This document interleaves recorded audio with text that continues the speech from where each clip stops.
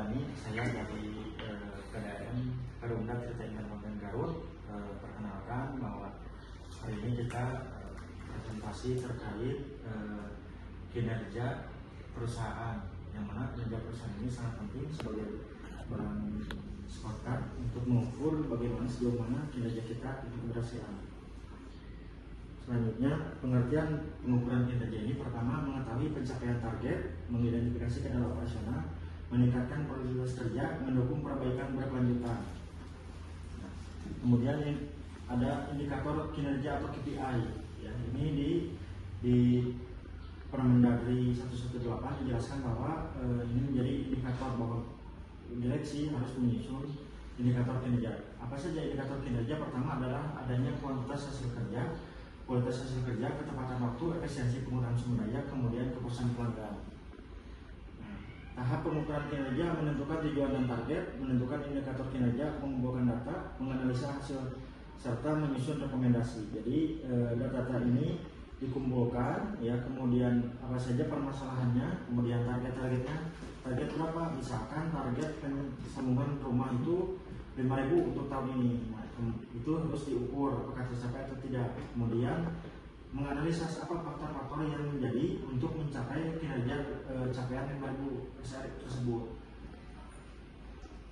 Selanjutnya, metode pengumpulan data. Pertama adanya laporan, adanya observasi langsung, ya. Kemudian laporan kerja, kuesioner, wawancara, dan data sistem informasi. Jadi kita bisa berbagai cara mengumpulkan data ini, bisa observasi langsung ke lapangan, mengecek lapangan, laporan hasil kerja, ini berdasarkan data-data kinerja, kemudian wawancara langsung baik ke tiap bagian, kemudian mengisi kuesioner, ini data, kemudian ada data sistem informasi. Analisa hasil pengukuran, pertama membandingkan relasi dengan target. Ya, ini jelas sekali di Permendagri 118 dibandingkan bagaimana ketercapaian antara RKA dengan realisasi, kemudian mengidentifikasi penyebab deviasi dan menyusun tindak korektif. Jadi ini sebagai alat ukur bahwa bagaimana capaian target DRD pendapatan di perusahaan Perumda Tirta Indah apakah tercapai atau tidak terhadap realisasi.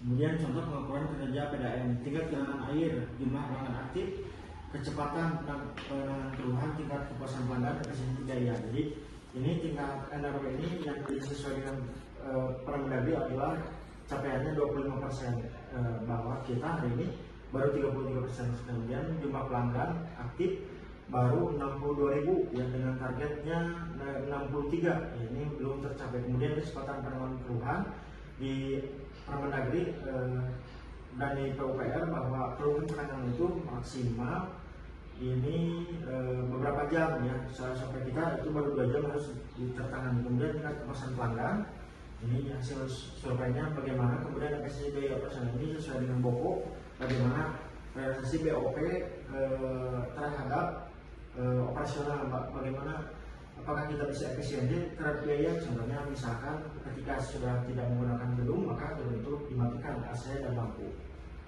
Selanjutnya, penyusunan laporan kinerja membuat data dan fakta objektif disusun secara sistematis, kemudian menyertakan analisa dan rekomendasi digunakan dengan sebagai bahan evaluasi dan manajemen. Ini kemudian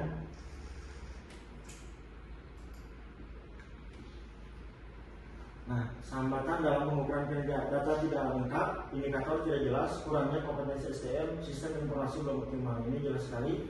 Kalau data kurang lengkap, ini bagaimana kita mengukur. Kemudian indikatornya tidak jelas, ya, apa yang mau kita ukur, yang kita nilai indikator. Kemudian kurang kompetensi SDM-nya harus terlatih, sistem informasi belum optimal. Ini juga mendukung. Kemudian strategi peningkatan kinerja, apa saja? Peningkatan kompetensi pegawai. Jadi makanya ada diklat-diklat, tiap bulan kita mengadakan diklat untuk meningkatkan kompetensi. Bahkan ini juga masuk ke dalam kinerja.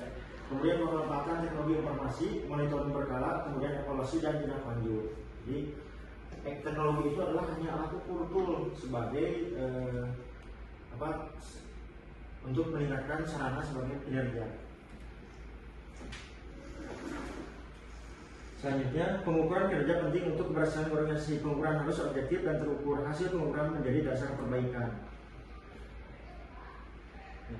Itu mungkin silakan ada pertanyaan dari apa yang saya sampaikan dari kinerja ini. Jadi ada kinerja tadi KPI, kemudian ada kinerja terhadap kinerja perusahaan, diantaranya ada 18 aspek dan 33 poin.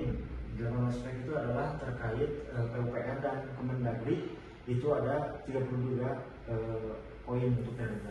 Sekarang saya sampaikan sebelum ini, ada yang ditanyakan? Sedikit Pak, ini kan menyangkut masalah kinerja. Kita kan perusahaan, berarti ke ujung-ujungnya kredit poin positifnya ke karyawan. Ada beberapa permasalahan, antaranya komunikasi yang kurang lancar atau jelas antara karyawan, terus ada konflik-konflik antar karyawan juga. Yang ketiga, menurunnya produktivitas, terus rendahnya kedisiplinan, terus ada beberapa hal, satu lagi kepuasan kinerja. Pertanyaannya, apa solusi dan jalan keluar untuk pencapaian tersebut? Terima kasih. Ya. Itu kasusnya di beberapa daerah mungkin sama ya, seperti itu di baik perusahaan PDAM atau perusahaan swasta pun pasti ada seperti itu. Apalagi semakin banyak karyawan, jadi bahasa Sunda terkagero lah. Bagaimana solusinya? Pertama adanya penerapan KPI.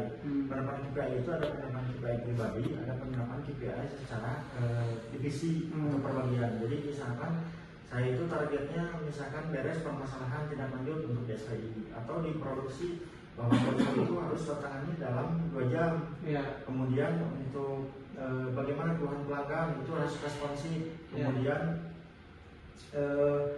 capaian NRW-nya secara bagian, misalkan di bagian produksi bahwa harus sesuai target RKAP. Nah itu juga bagian-bagian terus terukur. Jadi tidak